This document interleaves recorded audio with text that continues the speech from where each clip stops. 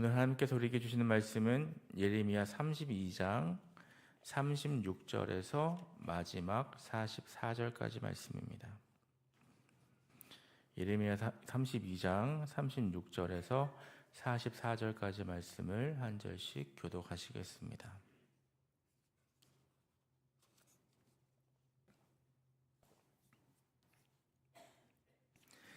제가 먼저 36절 말씀을 읽겠습니다. 그러나 이스라엘의 하나님 여호와께서 너희가 말하는 바 칼과 기근과 전염병으로 말미암아 바벨론 왕의 손에 넘긴 바 되었다 하는 이 성에 대하여 이와 같이 말씀하시니라. 위험과 분함과 큰 분노로 그들을 쫓아보내었던 모든 지방에서 그들을 모여들 그곳으로 돌아오게 하여 안전히 살게 할 것이라. 그들은 내 백성이 되겠고 나는 그들이 하나님이 될 것이며 내가 그들에게 한 마음과 한 길을 줘 자기들과 자기 후손의 복을 위하여 항상 나를 경외하게 하고 내가 그들에게 복을 주기 위하여 그들을 떠나지 아니하리라 하는 영원한 언약을 그들에게 세우고 나를 경외함을 그들의 마음에 두어 나를 떠나지 않게 하고 그들에게 복을 주되 분명히 나의 마음과 정성을 다하여 그들을 이 땅에 심으리라. 여호와께서 이와 같이 말씀하시니라. 내가 이 백성에게 이 큰 재앙을 내린 것 같이 허락한 모든 복을 그들에게 내리리라. 너희가 말하기를 황폐하여 사람이나 짐승이 없으며 갈대아인의 손에 넘긴 바 되었다 하는 이 땅에서 사람들이 밭을 함께 읽겠습니다. 베냐민 땅과 예루살렘 사방과 유다 성읍들과 산지의 성읍들과 저지대의 성읍들과 네겝의 성읍들에 있는 밭을 은으로 사고 증서를 기록하여 봉인하고 증인을 세우리니 이는 내가 그들의 포로를 돌아오게 함이니라. 여호와의 말씀이니라. 아멘. 오늘도 하나님의 은혜와 평강이 함께 하시기를 바랍니다. 예언자의 기도와 여호와의 응답이 나온 이후에 다시 구원의 메시지를 전합니다. 이어지는 예언이 앞의 내용과 분위기가 달라지고 있음을 알려주는 신호가 36절의 그러나입니다. 이전 내용이 죄에 대한 심판이었다면 이번에는 남유다 백성의 회복을 약속합니다. 죄에 대한 경고, 심판, 회복으로 이어지는 예언자들의 전형적인 메시지입니다. 이는 우리를 향한 주님의 마음이 어디에 있는지 보여줍니다. 죄를 지적하고 심판하는 것은 그분의 최종 의도가 아닙니다. 어떤 면에서 그 과정은 이 그러나로 시작하는 반전의 은혜를 향한 초청인 것입니다. 이런 하나님의 마음의 표현의 절정은 모든 사람의 죄를 대신해 예수님께서 희생하심으로 구원의 문을 연 십자가 사건입니다. 그 속에서 모든 죄인은 이 그러나의 은혜와 구원을 경험할 수 있는 것입니다. 39절을 보면 하나님께서는 내가 그들에게 한 마음과 한 길을 주어 자기들과 자기 후손의 복을 위하여 항상 나를 경외하게 하겠다고 말씀하고 있습니다. 우리는 여기서 내가 그들에게 한 마음과 한 길을 주어라는 말씀에 주목해야 합니다. 이는 성도들이 하나님을 경외하는 참된 신앙, 곧 하나님만을 경외하는 삶을 살 수 있게 된 결과에 이른 것이 무엇 때문인지 그 근거를 제시해주는 말씀이기 때문입니다. 그것은 바로 내가 주어란 표현을 통해서도 알 수 있듯이 하나님께서 주도적으로 역사하신 결과라 할 수 있습니다. 구약 이스라엘의 역사는 하나님께 대한 선민의 배반의 역사라고 할 만합니다. 이스라엘 백성들은 그들의 역사에서 끊임없이 하나님을 배반하였습니다. 이는 역으로 하나님께서 그만큼 이스라엘 백성들에게 은혜를 많이 베푸셨다는 것을 의미하는 것이기도 합니다. 이스라엘 백성들이 하나님을 배반하고 언약을 파기하였으면 그들은 하나님과는 무관한 자입니다. 그럼에도 불구하고 그들은 성경에서 여전히 하나님의 백성으로 불리고 있습니다. 비록 그들이 예레미야 당시에 바벨론의 침공을 당하여 나라가 몰락하고 포로로 사로잡혀 갔지만 이후에 그들은 고향에 귀환하여 다시 하나님을 섬기는 삶을 살게 됩니다.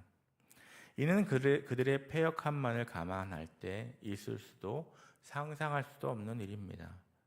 이처럼 기대할 수 없는 일이 벌어진 것은 그들을 하나님께서 새롭게 빚으셨기 때문입니다. 다시금 하나님을 섬기는 삶을 살도록 하셨기 때문입니다. 이는 오늘날 하나님을 섬기는 축복에 참여한 우리 성도들의 삶과도 무관하지 않습니다. 앞서 우리는 죄인된 우리가 구원에 참여하게 된 것이 하나님의 은혜임을 확인하였습니다. 그러나 하나님께서 단 한 번 우리를 죄된 삶의 자리에서 구원하시고 그냥 버려두신다면 과연 우리가 복된 구원의 자리를 우리의 힘만으로 끝까지 지킬 수 있을까요? 그럴 수 없을 것입니다. 우리를 구원의 자리에서 밀어들이려는 세력은 우리가 지니는 힘보다 훨씬 강한 힘을 소유하고 있으며 교활하며 사악하기가 그지가 없기 때문입니다. 더욱이 그 사탄이 우리를 공격하기 위해 사용하는 사망 권세는 우리를 얼마든지 파멸에 빠뜨릴 수 있습니다. 그러나 성경은 단 한 번 하나님의 구원의 은혜를 체험한 우리들이 마지막 구원의 완성의 날까지 온전히 보장되며 장차 천국 구원에 참여할 것임을 확고하게 선언하고 있습니다. 이는 성도를 구원하신 하나님께서 구원의 완성이 이루어지기까지 성도들을 붙들어 견인하시며 영화로운 자리, 완전한 자리에 서기까지 한시도 떠나지 않으시고 지키시기 때문입니다. 그렇습니다. 우리가 신앙을 가질 수 있는 것만 아니라 하나님에 대한 신앙을 지켜가며 구원이 완성되기까지 성도로서 살아갈 수 있는 것은 하나님의 은혜의 결과입니다.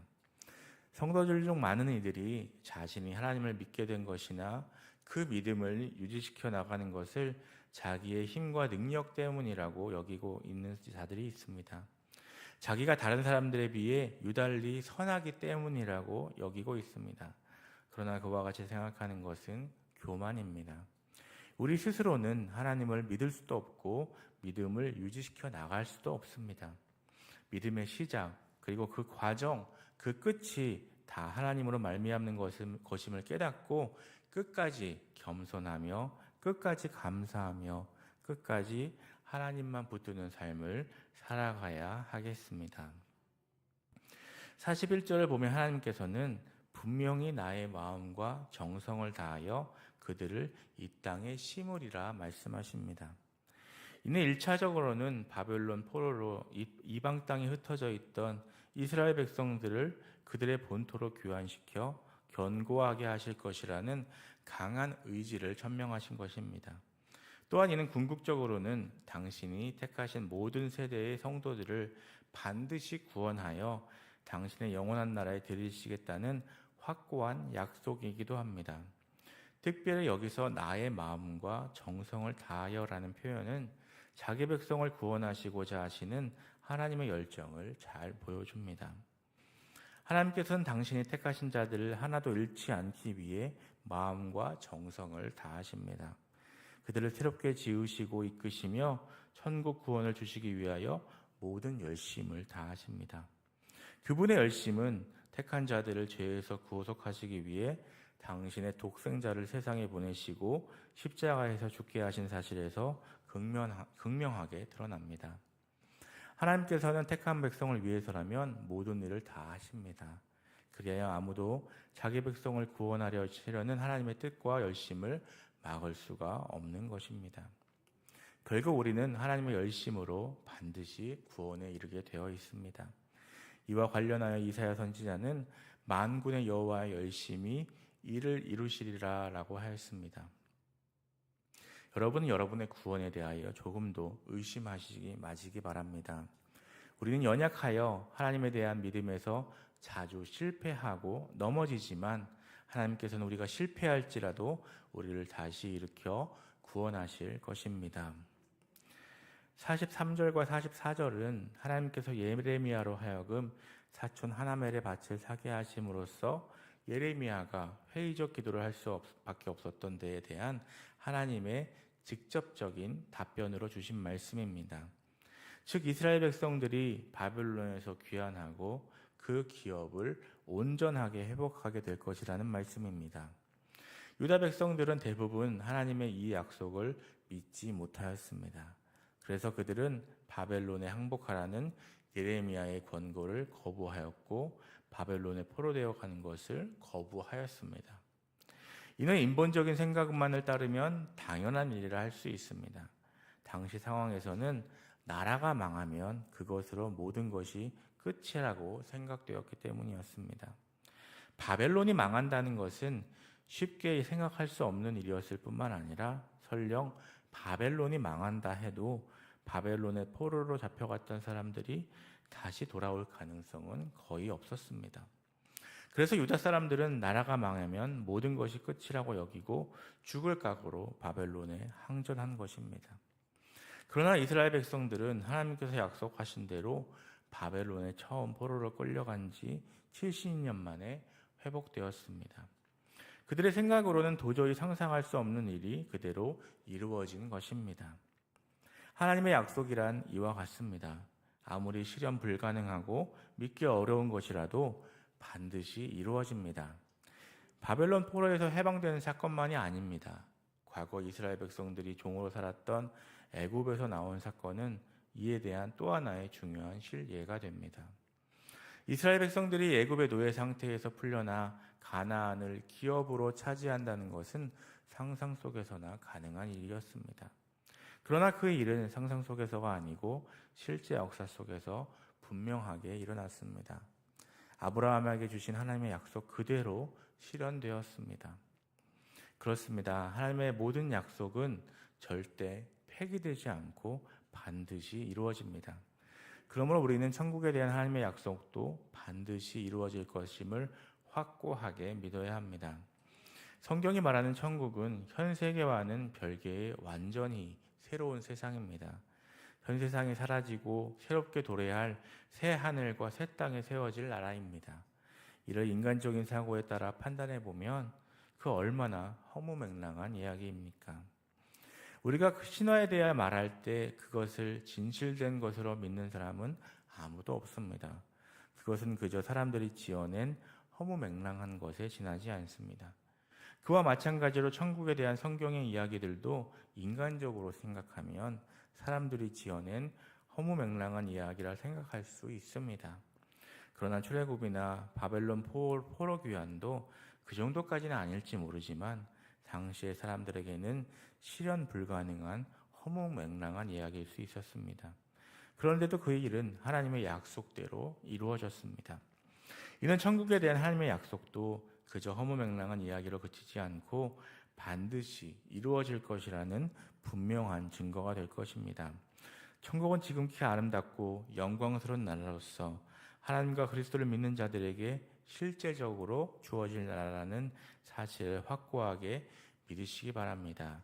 그리하여 천국에 대한 소망으로 인하여 기뻐하며 이 세상에서 힘들고 고통스러운 삶을 살고 있을지라도 낙심하지 말고 용기를 가지시기 바랍니다.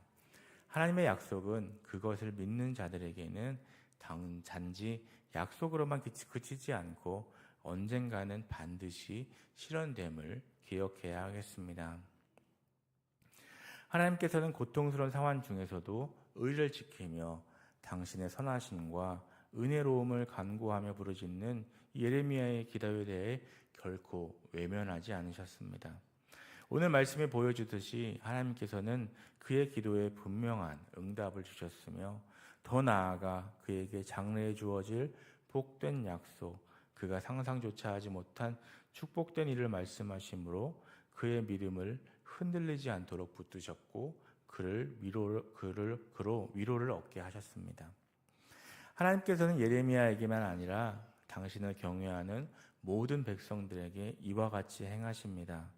곧 그들의 기도에 구체적으로 응답하실 뿐 아니라 넘치는 은혜의 약속을 베푸시고 위로하십니다.